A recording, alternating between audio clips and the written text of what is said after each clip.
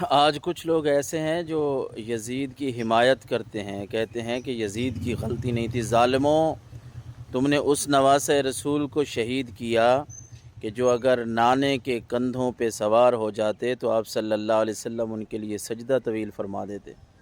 یہ کئی کتب احادیث میں یہ بات ہمیں ملتی ہے کہ آقا کریم علیہ الصلاۃ والسلام سجدے میں گئے اور امام علی مقام امام حسین ان کے کندھوں پہ سوار ہو گیا، آپ کی پیٹھ کے اوپر سوار ہو گیا، آپ نے سجدہ لمبا کر دیا۔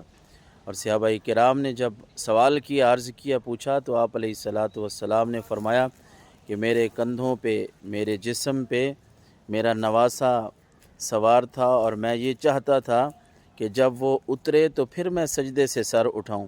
ارے جس نواسے کے لیے نبی ان کے نانہ جان سجدہ طویل کر دیں، اس کو کہاں کا انصاف ہے کہ شہید کر دیا جائے۔